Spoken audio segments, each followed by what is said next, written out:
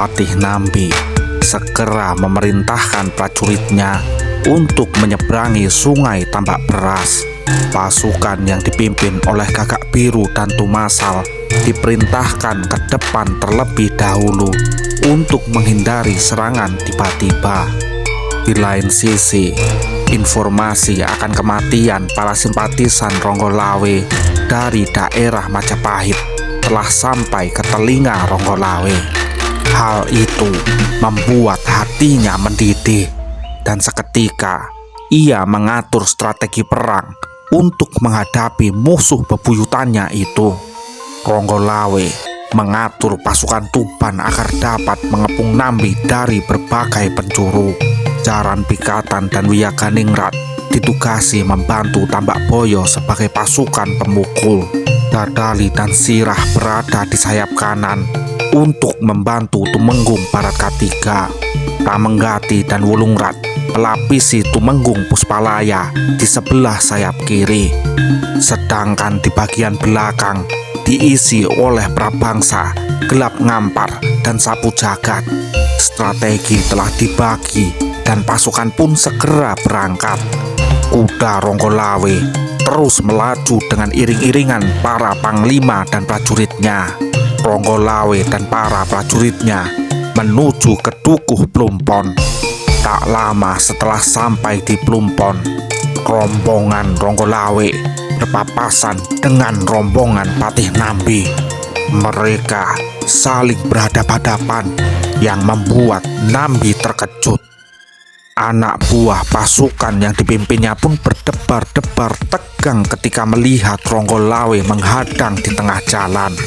Ketegangan Nambi dan pasukan Majapahit itu bukan karena gentar berhadapan dengan pasukan Tuban yang lengkap persenjataan dan rapi pacak barisannya, tetapi orang-orang Majapahit itu terpesona melihat kewibawaan Adipati Tuban saat itu.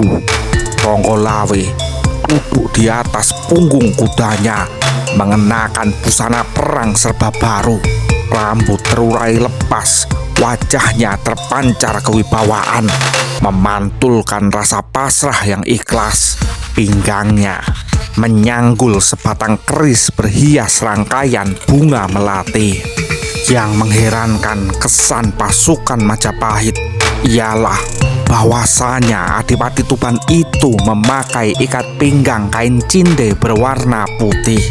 Suatu hal yang bukan sari-sarinya dikenakan oleh seorang senopati yang tampil di medan perang. Melihat rombongan Nambi di depannya, Ronggolawe pun berkata, "Nambi, besar juga nyalimu. Ronggolawe, tariklah pasukanmu sebelum kamu menyesali perbuatanmu," seru Patih Nambi. "Berdebah kau Nambi, suaramu lantang dan sombong. Hai Nambi, engkau dapat menjadi patih Amangkubumi asal engkau dapat memenuhi syaratnya." Tiba-tiba Ronggolawe berseru menghardik, "Katakanlah syarat itu." Serentak menenangkan ketegangan hati, Nambi menyahut, "Mudah sekali syaratnya. Engkau harus melangkahi mayat Ronggolawe dulu," seru Ronggolawe mengejek geram.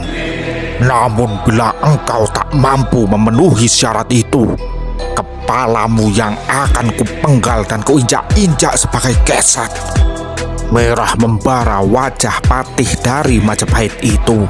Ia pun lalu menjawab, "Cakapmu terlalu besar, Lawe.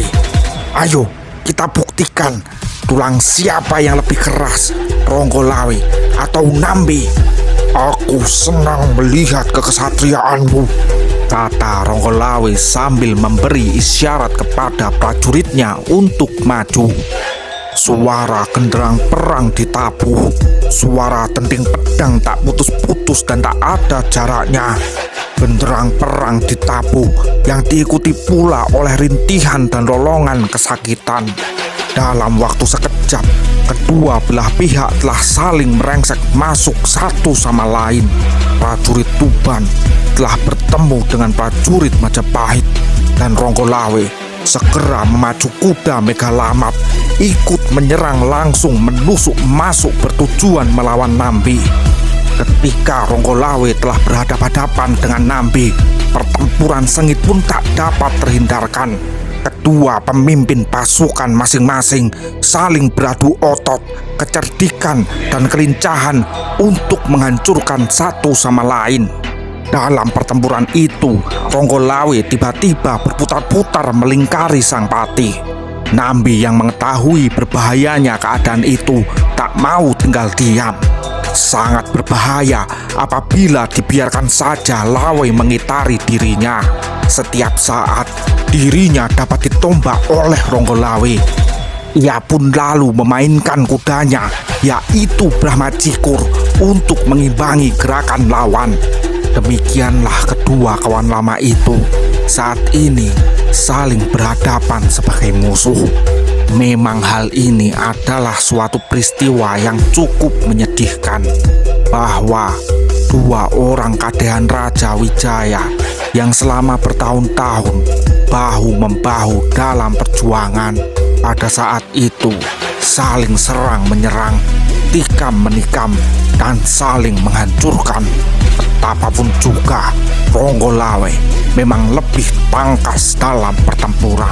Patih Nambi yang merasa terancam dengan gerakan melingkar Lawe tersebut segera menusukkan tombaknya. Namun hal tersebut adalah gerakan musuh yang telah ditunggu-tunggu oleh Ronggolawe. Merasa berhasil memikat lawannya, dengan segera Ronggolawe menarik kendali kudanya sekeras mungkin. Megalamat dapat menangkap maksud tuannya. Kuda itu lalu menyurut mundur dan secepat kilat berputar ke belakang lawan dan maju merapat. "Selamat jalan, Nambi!" Serentak Ronggolawe tusukkan tombaknya keras ke arah lambung Nambi. Ia yakin bahwa usus Nambi tentu akan berhamburan. Tetapi Nambi cukup waspada melawan kecakapan Ronggolawe. Walaupun ia terkejut karena tak menduga Ronggolawe melakukan siasat penyusupan yang amat cepat, namun ia tak sampai kehilangan daya untuk menghindar. Cepat ia cepitkan kedua kakinya ke perut Brahmacikur. Kuda itu paham perintah tuannya, dan dengan sekuat tenaga binatang itu loncat ke depan. Tetapi ternyata masih kalah cepat dengan tombak Ronggolawe. Ujung tombak menyusup ke pinggul Brahmacikur, tembus keluar dari pinggul sebelah kanan. Brahmacikur tumbang bagai pohon ditebang. Nambi pun terjatuh kehilangan keseimbangan karena kudanya Brahmacikur rubuh ketika loncat ke depan. Ia seperti didorong lalu dilempar ke tanah. Kepalanya terasa berat dan senjata yang sebelumnya ia pegang dengan erat tak ada di tangannya. Serentak ia mencoba untuk bangun. Tetapi pada saat itu pula Ronggolawe bergerak menerjang dengan menyongsongkan ujung tombak ke arah Patih Nambi. Dalam keadaan gugup karena tidak bersenjata, secepat kilat terbesit ingatan akan peristiwa dikala Raden Wijaya hendak ditangkap Kebo Mundarang, patih dari Kadiri dahulu. Raden Wijaya menjejak pematang sawah.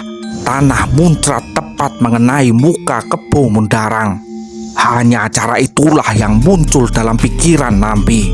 Mengikuti insting, serentak tubuhnya membungkuk, merangkum segenggam pasir, lalu dilemparkan pasir itu ke arah wajah Ronggolawe. Ronggolawe pun terkejut seraya mengusap matanya yang bertabur pasir. "Hai Jahanam, hendak lari kemana engkau?" Sesaat matanya dapat memandang, ia terus hendak menyerang. Tetapi ternyata Nambi sudah menghilang dari hadapannya. Nambi telah meloloskan diri dari cengkraman Adipati Tuban itu. Lalu dengan segera ia mengkomando para pasukannya untuk mundur melintasi sungai Tambak Beras, kembali masuk ke wilayah Majapahit. Mengetahui hal itu, Ronggolawe segera hendak mengejar, tetapi dicegah oleh para pengikutnya. Daerah di seberang masuk wilayah Majapahit berbahaya, apalagi kekuatan Majapahit belum seluruhnya dikeluarkan. Mendengar hal itu, Ronggolawe pun menurut. Ronggolawe tidak dapat mengejar Patih Nambi karena ada pasir halus yang masuk di matanya dan harus dibersihkan terlebih dahulu. Dasar pengecut, beraninya dengan cara licik seperti itu, gumam Ronggolawe di antara pengawalnya. Sebaiknya Gusti Adipati menyingkir ke tempat aman untuk menghilangkan debu yang masuk ke mata, kata Tambak Boyo berusaha melindungi junjungannya itu.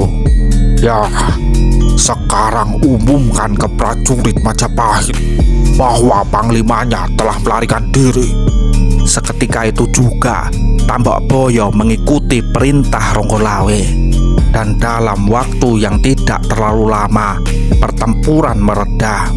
Banyak prajurit Majapahit memilih melarikan diri seperti Patih Nambi. Akan tetapi ada pula yang tetap bertempur hingga tetes darah penghabisan, dan yang lainnya langsung menyerah. Ronggolawe memberikan pengampunan kepada prajurit Majapahit yang menyerahkan diri. Dalam pertempuran itu, ratusan tentara Majapahit menjadi korban, sedangkan di pihak Ronggolawe jumlah korbannya tidak terlalu banyak.